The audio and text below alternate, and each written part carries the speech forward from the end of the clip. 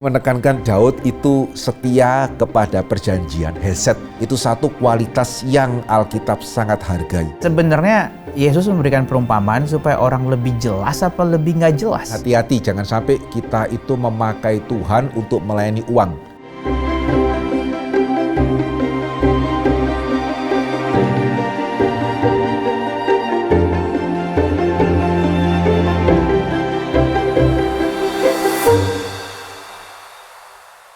Selamat datang di Fokus Q&A, Fondasi Kekristenan untuk Semua. Program yang memfasilitasi iman kita dalam mencari pengertian, menuju orang Kristen yang dewasa. Saya Kia sebagai host dan di sini sudah hadir Pendeta Dr. Henry Ongkowijoyo, dosen perjanjian baru dari STT Reformed Injil Internasional, yang akan meresponi pertanyaan-pertanyaan kita. Ya, halo Pak Henry. Ya, Kali ini ada masuk pertanyaan-pertanyaan biblika yang menarik. Ya, ada yang menanyakan mengapa Yesus memuji bendahara yang tidak jujur. Ada yang bertanya mengapa Daud membenci orang buta dan timpang. Banyak pertanyaan lain yang menarik untuk dibahas. Yang pertama Pak, saya membaca Lukas pasal 16. Saya sedikit bingung karena seakan-akan pasal tersebut memuji orang yang tidak jujur dan melakukan apa yang merugikan majikannya. Saya perlu sedikit menjelaskan bagaimana menafsirkan perumpamaan, Vikaris Kias. Ya, jadi kalau kita mau menafsirkan perumpamaan, justru kita harus cari bagian yang mengejutkan. Termasuk tadi, tidak jujur kok dipuji. Nah, bagian yang mengejutkan itu harus kita perhatikan, tetapi tidak untuk kita tafsirkan secara harafiah. Dan ini berlaku untuk semua perumpamaan yang lain ya. Misalnya mengenai menabur, kok bisa kalau tanah subur sampai sekian banyak? Subur pun kan nggak sampai sekian banyak. Nah, itu mengejutkan, tapi jangan ditafsirkan harafiah. Ya karena memang cari tanah seperti itu ya nggak ada. Gitu ya. Jadi cari bagian yang mengejutkan, tetapi jangan tafsirkan secara harafiah, tetapi kita mesti mengerti maknanya apa yang mau diajarkan gitu ya di dalam bagian yang mengejutkan itu. Nah, sehingga kembali kepada perumpamaan bendahara yang tidak jujur, kita perlu memperhatikan Yesus memujinya itu apa? Dia memujinya karena ini cerdik. Cerdiknya di mana? Satu ya, ini situasi sangat urgent. Dia terlambat, dia sudah nggak bisa ada kesempatan. Sehingga dalam waktu yang sangat mepet, dalam tenggat waktu yang sangat mepet, dia bisa bergerak cepat. Cerdik loh itu. Dan yang kedua, ini yang penekanan Yesus cerdiknya ya. Dia bisa memakai yang fana untuk menghasilkan yang lebih kekal. Ya, dia memanfaatkan uang gitu ya untuk kemudian dia bisa diterima setelah dia dipecat nanti. Nah, itu sebetulnya fokusnya. Karena coba ya kalau kita lihat Lukas pasal ke-16, sebetulnya Yesus sudah memberikan untuk tafsiran ini ya. Yesus sudah memberikan poinnya di ayat selanjutnya ya. Lukas pasal yang ke-16 ya, dikatakan apa? Ayatnya yang ke-9. Dan aku berkata kepadamu, ikatlah persahabatan dengan mempergunakan mamon yang tidak jujur, supaya jika mamon itu tidak dapat menolong lagi, kamu diterima di dalam kemah yang abadi. Yang berarti ya Tuhan mau mengatakan bahwa ya jangan kita memakai yang kekal untuk mendapatkan yang sementara ya. Pakailah yang tidak kekal untuk mendapatkan yang kekal. Kalau kita boleh lihat sedikit lagi di bawahnya, ayat 13 sebetulnya itu kunci jawabannya. Seorang hamba tidak dapat mengabdi kepada dua tuan, karena jika demikian ia akan membenci yang seorang dan mengasihi yang lain, atau ia akan setia kepada yang seorang dan tidak mengindahkan yang lain. Kamu tidak dapat mengabdi kepada Allah dan kepada Mamon. Ini kunci jawabannya. Ya, jadi yang dipuji Yesus dari bendahara ini bukan tidak jujurnya ya, tapi dia tahu uang itu bukan cuma sementara, tapi dia juga tahu uang bisa dipakai untuk mendapatkan yang lebih kekal. Nah, hari ini yang saya kadang-kadang juga mengatakan hati-hati, jangan sampai kita itu memakai Tuhan untuk melayani uang. Terbalik, harusnya kita memakai uang untuk melayani Tuhan. Ya, jangan di dalam ibadah kita pun ya kita memakai Tuhan untuk melayani uang. Itu berarti kita persis terbalik dari bendahara yang dipuji oleh Tuhan Yesus. Ya, sehingga jangan meniru bendahara ini tidak jujurnya ya, tapi tirulah bendahara ini dalam memakai apa yang fana untuk mendapatkan apa yang kekal. Di dalam gereja begitu, kita pemimpin gereja bicara uang itu kan sangat sensitif ya Pak ya. Tapi bagaimana kalau memang gereja itu memang sangat membutuhkan uang yang memang jelas pemakaiannya untuk pelayanan yang besar begitu. Itu kan seperti saya melihatnya seorang hamba Tuhan tuh mau tidak mau harus membicarakannya dengan jujur dan mendorong juga jemaat memang harus melihat visi ini begitu. Ya, sebetulnya di satu sisi kita bisa mengerti ya kenapa kok hamba Tuhan agak sungkan ngomong mengenai uang, karena satu sisi uang sendiri itu sensitif. Ya, jadi kalau kita ini dalam konteks umum aja. kita tanya kepada orang, anakmu berapa? Bahkan rumahmu di mana? Is okay kan? Gajimu berapa? Gitu ya. Itu sudah ceritanya langsung suasana akan menjadi sangat berbeda. Gitu ya. Jadi itu pun menunjukkan uang itu bukan cuma sekedar sembarang barang. Kan banyak mengatakan uang itu netral, tergantung yang make. Realitanya enggak loh. Ya sehingga bisa dimengerti sih kalau siapapun sebetulnya, siapapun bukan cuma hamba Tuhan ya, siapapun itu agak sungkan ya kalau kemudian bicara mengenai uang. Tetapi benar ya, kita mesti melihat bahwa hamba Tuhan itu bertanggung jawab berbicara mengenai uang. Itu bagian daripada tanggung jawab kita untuk mengingatkan jemaat. Dan sebetulnya ya khususnya untuk hamba-hamba Tuhan yang melayani di gereja-gereja dengan sistem kepenatuaan yang baik, harusnya kita tidak perlu sungkan. Gitu ya, karena sekarang ketika saya berbicara kepada jemaat, ya saya mengingatkan mereka, tapi kamu tahu kan bahwa persembahan yang gereja berikan kepada saya tidak naik hanya karena kamu kasih perpuluhan. Ya karena perpuluhan kan tidak jatuh pada kita. Dan ini juga yang sangat penting ya, perpuluhan di gereja-gereja seperti GRII dikelola oleh orang-orang yang tidak mendapatkan bagian dari perpuluhan itu. Harusnya aman ya. Gitu ya. Jadi hamba Tuhan yang mendorong saudara untuk perpuluhan bukan karena perpuluhan saudara masuk ke kantong hamba Tuhan, karena ada tim kemajelisan yang mengelola dan majelis yang mengelola perpuluhan jemaat tidak mengambil sebagian untuk diri mereka loh. Gitu ya. Jadi harusnya sangat aman. Ya sehingga saya teringat dulu ya waktu saya masih awal-awal ya sama ya ada sedikit kesungkanan, kemudian salah seorang majelis mengingatkan, loh Bapak kan tidak minta uang untuk membangun rumah Bapak. Gitu, Bapak kan mengingatkan jemaat untuk pekerjaan Tuhan gitu ya. Ya betul juga sih. Nah ini harus disadari. Ya sehingga harusnya hamba Tuhan yang berada di dalam gereja dengan penataan yang baik, tidak perlu kita itu tidak berani mengingatkan jemaat. Kewajiban kita mengingatkan jemaat karena tadi ya kita tahu bahwa itu nggak masuk ke kita kok. Dan kita juga tahu majelis penatua yang mengelola uang, mereka juga tidak ambil even Rp1 untuk diri mereka sendiri. Ya sehingga jemaat kenapa tidak perpuluhan? Jangan karena kemudian takut-takut yang tidak jelas ya begitu ya. Karena ya at least untuk gereja seperti ini saya tidak akan komen untuk gereja dengan sistem pemerintahan yang berbeda gitu ya. Untuk gereja-gereja seperti GRII perpuluhan itu dikelola dan ya kita bukan berarti kita sempurna ya, tapi kita berusaha untuk meminimum sekali jangan sampai persembahan jemaat menguntungkan 1-2 orang begitu. Sedikit tentang parable tadi Pak. Ini kan susah ya Pak ya. Ini kan satu literatur yang apa ya istilahnya gaya genre-nya unik. Genre-nya unik. Ya. Sebenarnya Yesus memberikan perumpamaan supaya orang lebih jelas apa lebih nggak jelas? Both way. Perumpamaan itu bagi yang tidak dikaruniai, itu mereka ini apa sih? Tetapi bagi yang dikaruniai justru perumpamaan itu membantu ya. Karena tadi perumpamaan itu mengandung bagian-bagian yang susah dilupakan, yang mengganggu. Bendahara nggak jujur kok dipuji. Itu kan kita ingat tuh. Kalau jatuh ke tanah yang subur kok sekian banyak ya. Itu kan kita ingat. Demikian juga orang ketemu harta benda, jual semuanya. Itu kan kita ingat.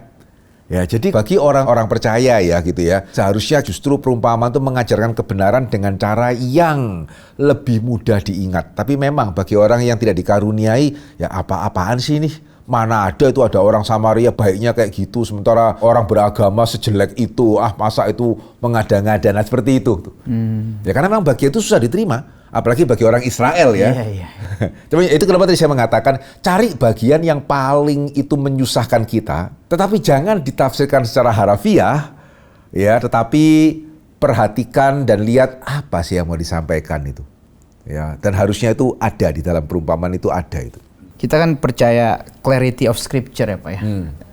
Bagaimana menghubungkan hal ini? Iya, jadi yang seperti kita pernah bahas ya, clarity dalam pengertian bisa dijelaskan. Bukan berarti kemudian mudah dipahami tanpa perlu dijelaskan. Jelas itu tidak sama dengan mudah. Teologi reform tidak pernah mengatakan mengerti Alkitab itu mudah. Kita tidak mengatakan the easiness of the scripture, ya, the clarity of the scripture, yang berarti dengan pertolongan Roh Kudus, ya di dalam gereja yang benar, kita bisa mengerti Alkitab secara cukup jelas.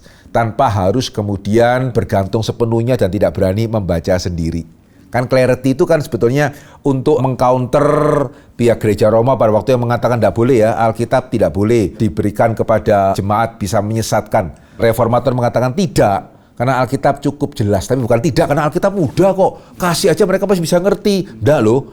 Ya sehingga baik Luther maupun Calvin khususnya ya, dia seminggu khotbah berapa kali itu eksposisi itu. Ya jadi sekali lagi clarity tidak sama dengan mudah. Ya, clarity dalam pengertian bisa dijelaskan. Ya, dan bahkan yang kita pernah singgung di dalam bagian yang lain ya, Calvin malah tidak terlalu menekankan priesthood of all believers. Tetapi Tuhan memberikan rasul, nabi, gembala, penginjil, pengajar untuk memperlengkapi orang kudus untuk pekerjaan pelayanan. Ya, jadi nggak fokus hanya kepada jabatan tadi, tapi juga agak jemaat kemudian otodidak. Ya, mereka diperlengkapi, nah kemudian mereka bersama-sama membangun jemaat, itu di dalam surat Efesus. Bahkan Luther pun waktu menafsir bukan tafsiran dia sendiri ya, pakai bapak gereja dan lain-lain. Justru sebetulnya ya, kalau hari ini kita melihat historical criticism, satu sisi memang kita perlu awas ya, karena itu kan basisnya dari naturalisme gitu ya. Tapi sebetulnya Calvin dan Luther kan menekankan pentingnya historis. Kembali ke first source. Yeah. Jadi sebetulnya kita bukan garis penafsiran Alexandria yang alegoris ya. Sebetulnya kita tuh garis penafsiran Antioquia yang lebih historis sebetulnya.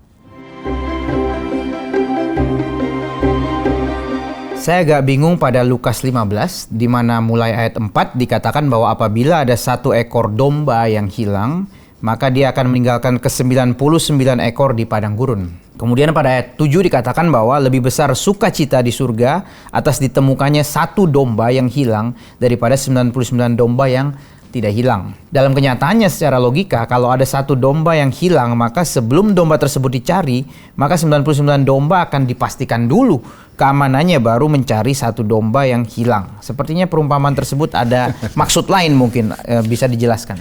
Iya, nah tadi ya sekali lagi genre itu penting ya. Kita mesti membaca genre itu sesuai dengan genrenya. Suatu cerita sesuai dengan genrenya. Jadi memang perumpamaan itu bukan cerita detail. Kembali ke prinsip yang tadi, jangan ditafsirkan secara harafiah. Sehingga wah itu menjual segala miliknya untuk membeli tanah, anaknya makan apa itu? Harusnya ditabung sebagian gitu ya. Ya enggak. Ya, sehingga yang mau ditekankan di sana bukan kemudian yang 99 itu tidak dijaga ya. Maksudnya adalah betapa berharganya yang hilang. Kita harus mencari yang hilang. Dan sebetulnya ya, Vikaris Kias, kalau kita boleh sedikit ya untuk pendengar yang mau mengerti lebih dalam. Satu lagi ya, prinsip mengerti perumpamaan, kita mesti lihat ayat di atas dan ayat di bawah. Jadi perumpamaan domba yang hilang itu muncul di Matius dan Lukas. Yang ditanya Lukas tadi ya. Ya. Nah di dalam Lukas itu dikaitkan dengan uang yang hilang dan anak yang hilang. Ya, sehingga pada waktu perumpamaan tadi dibaca di dalam konteksnya, artinya jelas, jangan seperti anak sulung gitu ya, yang malah nggak senang hati karena adiknya itu ditemukan. Itu sangat-sangat absurd sebetulnya. Kita mesti justru senang ketika ada orang berdosa itu datang, kita harus menyambut dia meskipun mungkin orangnya bau lah, orang bekas narapidana atau apapun, pemungut cukai, dalam konteks itu kita harus bersuka cita sebagaimana seharusnya. Nah pelajarannya itu. Sementara di dalam Matius itu di pasal ke-18, yang kalau kita lihat cerita di atasnya menariknya beda. Ya, Matius 18 itu adalah church discourse. Yesus berbicara mengenai celakalah kalau di antara kamu ada yang mencelakakan yang terkecil, lebih baik batu diikatkan di kepalamu terus dilemparkan gitu ya. Terus ampunilah saudaramu, yang Petrus nanya berapa kali kami harus mengampuni. Ya, sehingga di dalam Matius pasal ke-18 konteksnya itu jemaat. Ya, di Lukas pasal ke-15 orang yang bertobat. Ya, sehingga dari sini kita bisa melihat apa yang mau diajarkan. Di dalam Lukas diajarkan ya kita mesti menjangkau ya. Termasuk orang-orang yang katakanlah istilahnya sampah masyarakat lah. Ya, kita harus menjangkau. Tetapi Matius mengingatkan kita, tapi juga jangan sampai kita nggak take care jemaat sendiri. Ya, jemaat yang terhilang juga kita harus perhatikan. Meskipun jemaat yang terhilang, in a sense kalau dia menghilang kita lebih ringan tugasnya sebagai hamba Tuhan gitu ya. Tetapi ya, yang terkecil pun ketika terhilang kamu harus cari. Ya, nah ini indah ya. Jadi satu perumpamaan yang sama ternyata bisa mempunyai 2 aplikasi yang berbeda begitu. Ya, sehingga harap ini sedikit tips untuk bagaimana kita menafsirkan atau memahami perumpamaan. Pak, itu kan setiap penulis ya, Matius, Lukas itu punya penekanan sendiri. Ya, Waktu ya, mereka menyusun kan mereka ada kebebasan, kreativitas, Ya. tujuan. Nah, ini bagaimana kita melihatnya begitu? Ya, nah jadi ini kembali ke tadi historical criticism. Berarti yang setia yang mana ini? Lukas yang pindah atau Matius yang pindah-pindah tempat ini? Yang mana ini gitu ya? Dah harus. Khususnya kalau kita tahu sekali lagi ya, kalau nggak salah pernah kita bahas ya, Yesus tuh 30 tahun ke berapa kota? Apakah cuma di satu kota? Dan ketika dia berpindah dari satu kota ke kota yang lain, apakah harus dia mengajarkan yang berbeda? Gitu ya. Tapi juga apakah dia harus mengajarkan hal yang titik koma sama? Ya juga tidak. Ya, jadi kalau kita mengerti Yesus pada waktu itu aktivitasnya seperti apa, ya nggak harus loh. Ya, kemudian Matius atau Lukas yang bisa jadi satu kesempatan dia cerita mengenai perumpamaan, 3 perumpamaan ini. Kesempatan yang lain ketika ada orang Farisi bersungguh-sungguh dia ceritakan 3 perumpamaan, 2 beda, 1 sama. Kenapa nggak bisa? Gitu ya. Jadi tidak harus kemudian membuat kita meragukan kesejarahan Injil. Tapi ya tadi ya, kembali kita harus tahu konteks atau genre Injil sebagai kitab biografi, bukan catatan berita acara pengadilan. Ya, kalau berita acara pengadilan kan setiap kalimat mesti dicatat secara akurat dan siapa dulu. Injil kan biografi ya, bukan catatan genre. Nah, ini genre penting sekali sih, memahami genre. Even bukan hagiografi ya. Ya kalau sekarang ya lebih dilihat sebagai satu biografi Yunani Roma kuno. Ya jadi fokus kepada satu tokoh, ya apa yang tokoh itu lakukan dan capai. Dalam 2 Samuel 5 ayat 8 dikatakan Daud membenci orang buta dan timpang. Apa maksud dari ayat ini? Apakah ada kaitan dengan ayat sebelumnya di ayat yang ke-6? Ya, jadi ini ceritanya ya bagi pendengar supaya tahu konteksnya, kan Daud sedang berusaha merebut kota Yerusalem. Penduduk atau tentara atau penduduk Yerusalem kan mengejek, nggak mungkin bisa lah orang buta timpang aja bisa mengalahkan dia. Sehingga somehow ya Daud jadi benci sama orang buta dan timpang. Ya tanpa dijelaskan lebih lanjut kenapa ya kok dia benci sama orang buta, masa gara-gara itu aja gitu ya, masa gara-gara gitu aja dia benci sama, tapi itu ditekankan sekali loh, sehingga sampai kemudian orang buta dan timpang tidak boleh masuk ke dalam bait suci dan seterusnya. Ya, sehingga wajar kalau kemudian timbul pertanyaan, ini kenapa ya Daud ini?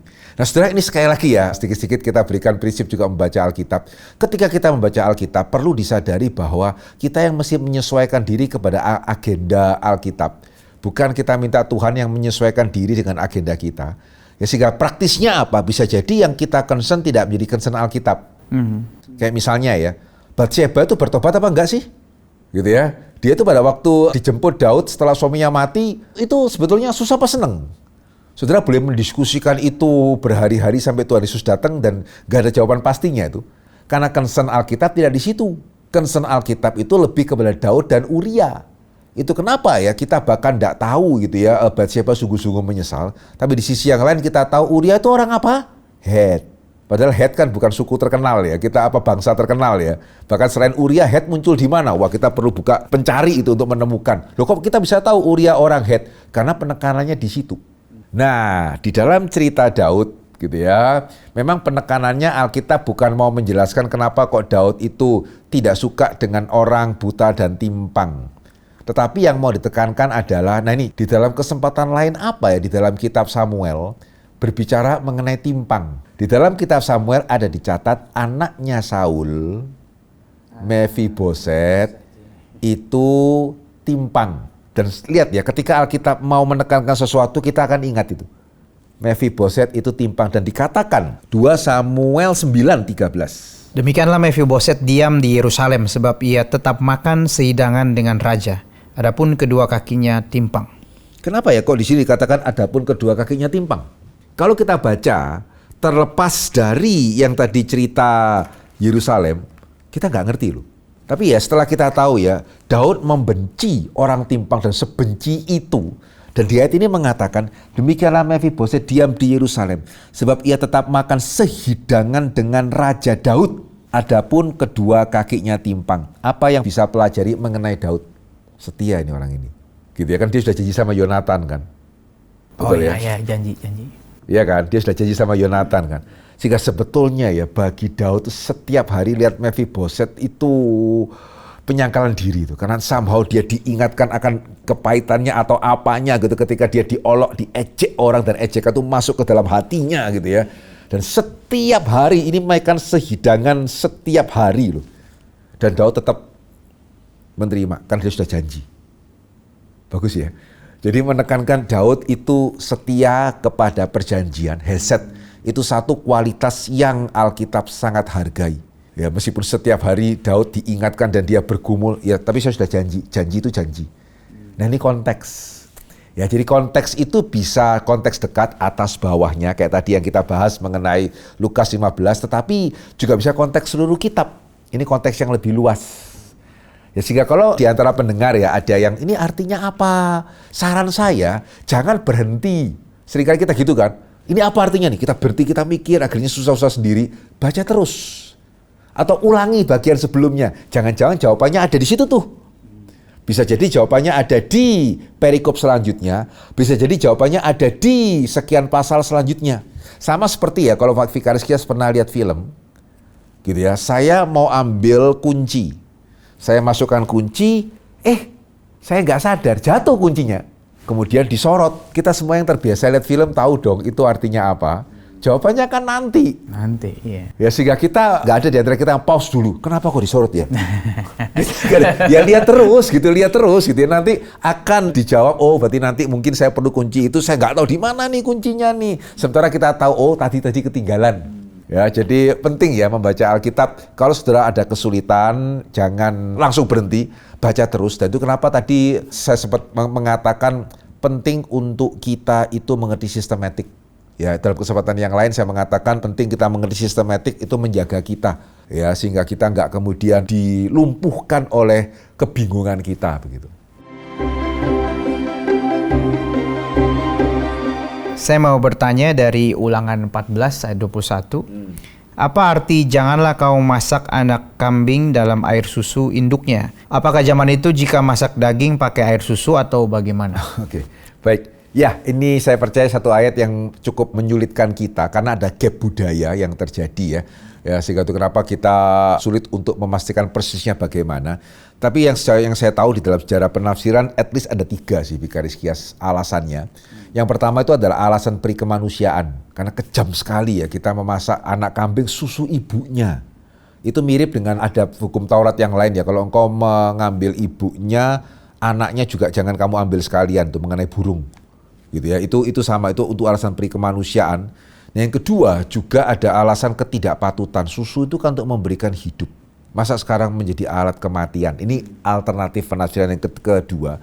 Tapi saya melihat yang ketiga ini yang at least saya lebih condong ke yang ketiga. Karena itu membedakan orang Israel dari orang-orang Kanaan. Ya, yang mempunyai kebiasaan memasak kambing dengan susu ibunya. Kejam sekali gitu.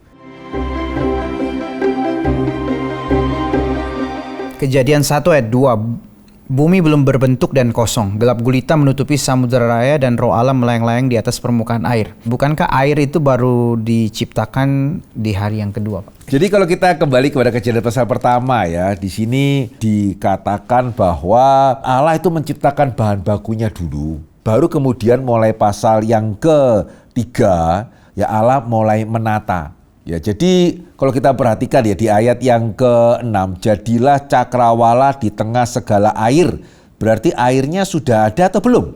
Kejadian 1 ayat yang ke-6 ya, saya bacakan sekali lagi. Berfirmanlah Allah, jadilah cakrawala di tengah segala air untuk memisahkan air dari air. Jadi yang jadi itu cakrawalanya atau airnya? Nangkep ya? Ya, jadi airnya sudah ada. Tapi kemudian Allah mulai menata, dipisahkan. Oh, ini langit, ini bumi. Kemudian bumi, oh ini laut, ini tanah datar. Itu namanya penataan pada tempatnya. Tapi bukan berarti kemudian Allah baru menjadikan air di ayat yang ke-6. Tidak. Allah menata air tempatnya di mana di ayat yang ke-6 dan ke-7, jadi tidak bertentangan sebetulnya. Istilah belum berbentuk dan kosong itu, tohu wabohu itu, apa sih itu sebetulnya? Ya, jadi ada 2 penafsiran besar. Yang pertama mengatakan ini akibat perang. Inilah menggambarkan kejatuhan iblis. Ya, sehingga ini rusak, sehingga Allah kemudian menata ulang. Tapi hari ini seharusnya penafsiran itu sudah nggak banyak sih yang pegang ya. Karena belum berbentuk berkosong, mungkin saya rasa gambaran paling mendekati ya. Orang bikin roti, masih berupa adonan. Bisa membayangkan ya, adonan roti ya. Nah kemudian apa yang dilakukan oleh pembuat roti? Memisah-misahkan, membentuk, menata sehingga akhirnya jadilah kukis-kukis yang bisa dinikmati. Ya kira-kira itu gambaran yang belum berbentuk dan kosong gitu ya. Jadi bukan berarti kosong nggak ada apa-apa, karena kalau nggak ada apa-apa gimana belum berbentuk gitu kan? Ya belum berbentuk ya kayaknya seperti adonan lah, nggak ada apa-apa di situ. Ya sehingga baru dipisah-pisahkan, dikasih sedikit coklat di atasnya dan seterusnya dipanggang gitu ya, sehingga akhirnya jadilah kukis-kukis yang bisa dinikmati. Ini di atas permukaan air pun saya pernah mendengar digambarkan seperti samudra yang menakutkan yang belum teratur begitu ya. Karena gelap ya, menakutkan tapi nggak harus berarti kemudian chaos karena ada Roh Kudus melayang-layang di atas permukaan air. Jadi everything itu under control gitu ya, everything under control. Soalnya tadi dibilang tidak chaos ya, cuman saya sering mendengar ada prinsip chaos to order tuh dari sini gitu. Nggak harus, karena itu seolah mengindikasikan kalau nggak ada hitam, nggak ada putih. Gitu ya, itu ada sedikit semangat dualisme. Nggak harus, bisa dari tidak berbentuk menjadi berbentuk. Jadi kayak tadi ya, nggak harus dari chaos jadi roti. Ya dari adonan jadi roti itu juga bisa ya. Tidak harus dari chaos itu baru bisa menjadi cookies. Karena ini belum fall ya, belum ada. Iya. Ya, jadi sebetulnya tadi yang saya mengatakan tafsir itu hari ini hampir gak ada, sedikit sekali yang menerima ya. Tadi yang apa itu nama istilahnya apa, gap teori itu ya, gap teori. Jadi pertempuran besar, terus sekian ribu tahun dunia itu menjadi chaos dan kemudian Allah menatanya kembali. Ya itu sekian waktu yang lalu sih yang sempat populer gitu. Pada Kejadian 6 dikatakan anak-anak Allah menghampiri anak manusia. Mengapa malaikat bisa berhubungan seksual dengan manusia? Ya sebenarnya ini juga cukup sering ya kita bahas, jadi singkat saja. Ada 3 penafsiran dan bukan hanya itu penafsirannya. Jadi bisa jadi anak Allah itu menggambarkan raja, anak manusia menggambarkan rakyat. Ya tetapi yang kita memang lebih condong kepada penafsiran ketiga, anak Allah menggambarkan keturunan Set, anak manusia menggambarkan keturunan Kain yang seharusnya terpisah. Ya, yang seharusnya tempatnya itu nggak boleh bersatu, akhirnya mereka bersatu dan bukan baik mempengaruhi jahat, jahat mempengaruhi baik sehingga akhirnya air bah. Karena sebelum cerita ini keturunan Set baik kok. Gitu ya, itu kan sejarahnya Henok lah, bahkan sampai bertemu dengan Tuhan lah, diangkat. Kenapa tiba-tiba jadi kacau ya? Nah ini cerita penjembatannya sebetulnya, cerita jembatannya ini tuh. Gitu ya, sehingga nggak harus tafsirannya itu adalah yang tadi malaikat dengan manusia. Ya saya pribadi lebih condong kepada tafsiran anak Set, anak-anak Allah, karena bahkan sampai Henok dibawa ke dengan Allah, dengan anak Kain gitu ya, yang bahkan ada yang membunuh pun masih bangga dan seterusnya gitu. Lebih ke sana sebetulnya tafsiran yang at least saya pribadi lebih condong kepada tafsiran itu. Matius 27 ayat 52. Apa makna dari orang-orang kudus yang bangkit pada saat itu, dan apakah mereka benar-benar bangkit atau hanya simbolik? Benar bangkit, ya nggak ada tanda simbolik. Cuman ini yang kita perlu lebih tekankan sedikit ya. Tadi kan Matius 27 ayat yang ke berapa tadi? 52. Ya tapi kalau kita baca sedikit satu ayat selanjutnya 53, dan sesudah kebangkitan Yesus mereka pun keluar kubur. Dulu saya membayangkan berarti 3 hari itu mereka duduk di kubur ya gitu ya. Tidak harus begitu ya. Tafsiran dari John Walton, kalau saya tidak salah John Walton ya. Dia menafsirkan dengan sangat baik. Kuburnya bisa jadi terbuka pada waktu gempa bumi. Tetapi merekanya bangkit ketika Yesus bangkit. Gitu ya. Jadi tidak harus mereka kuburnya terbuka, mereka bangkit terus duduk di sana gitu ya. Tunggu sampai hari ketiga. Ya tetapi banyak orang kudus bangkitnya itu dikaitkan dengan ayat 53-nya. Ya, jadi 52 itu pengertian umum kuburan terbuka, orang kudus bangkit. Tapi kapan mereka tuh sungguh-sungguh bangkitnya setelah Yesus bangkit? Ya itu untuk menunjukkan bahwa ya kebangkitan Tuhan itu pengharapan. Ya tanda awal bahwa kebangkitan Tuhan itu adalah pengharapan. Ya, jadi nggak ada tanda-tanda itu simbolis. Ini menampakkan diri kepada banyak orang itu. Ya. Kenapa nggak ada catatannya Pak ya? Ini Matius. Ya catatannya adalah ada di Matius. Nah, saudara kita enggak bisa loh, karena nggak ada catatan yang lain maka Matius ngarang. Jadi kalau dikatakan nggak ada catatannya Pak, loh ya ada lah, Matius kan catatan. Kok nggak ada di catatan yang lain? Yeah. Nah ya kan, nah coba itu kita mengatakan ya kita tidak tahu, cuman nggak harus berarti itu merupakan legend hanya karena ada di Matius. Karena sekali lagi ya, genre Matius itu adalah biografi. Ya jadi kita perlu menyadari sekarang situasinya sudah beda. Vikaris Kias dulu ya, Bultmann itu pendapatnya yang paling dominan, Injil itu sui generis, berarti lain daripada yang lain. Tapi sekarang tidak loh. Sekonsesi umum, konservatif, Injili juga yang bisa dikatakan liberal gitu ya. Injil biografi. Atau at least kalau ada yang mau mempertajam biografi apa. Atau mungkin ya historis apa. Ya sehingga beban pembuktian ada pada mereka yang mengatakan ini legend. Beda ya, kalau dulu kan diyakini katakanlah Injil seperti cerita rakyat. Ya jadi kalau seperti cerita rakyat Malin Kundang misalnya, kita memang tidak harus percaya itu sungguhan ada. Dan ketika kita tidak percaya beneran ada Malin Kundang yang jadi batu, kita tidak melecehkan. Karena memang itu kan cerita rakyat. Ya sehingga kalau Injil itu cerita rakyat, tidak perlu beban pembuktian untuk kita mengatakan ya itu legend. Aneh justru kalau kita percaya itu sungguh-sungguh terjadi. Tetapi kalau ini biografi yang berarti penulis menuliskan sesuatu yang diyakini sebagai kebenaran, beban pembuktian ada pada yang mengatakan ini legend. Dan tidak cukup ya, hanya dengan karena nggak menemukan cerita yang lain, maka ini legend. Tidak cukup loh itu. Gitu ya, perlu ada penjelasan yang lebih baik untuk mengatakan bahwa ini legend. Nggak bisa sekedar karena kok nggak ada catatan, karena ada kok. Gitu ya, bukannya tidak ada gitu. Ya, karena ini menampakkan diri kepada banyak orang. Ya, sama kan, kita tahu Yesus menampakkan diri 500 orang juga cuman Paulus. Berarti itu legend. Ya enggak, karena itu tahun 50, Paulus tulis 1 Korintus. Paulus mengatakan masih hidup, sebagian besar masih hidup, meskipun beberapa sudah mati. Dalam pengertian, ya tanyalah. Itu selain di Paulus muncul di mana? Ya cuman Paulus. Wah, berarti legend, itu Paulus ngarang nih. Dah harus loh. Gitu ya, jadi nggak bisa karena itu hanya muncul 1 kali, maka kita mengasumsikan bahwa itu legend. Khususnya kalau kita tahu ya di Korintus jemaat belum apa-apa sudah mempertanyakan Paulus. Ya sehingga dia tidak di dalam kemewahan untuk berbohong dan jemaat pasti akan menerima. Ya tidak ada kemewahan itu ketika Paulus tulis surat 1 Korintus. Nah ini kan juga pertimbangan historis, pertanggungjawaban historis. Bukan pokoknya karena Paulus tulis pasti dia benar, enggak loh.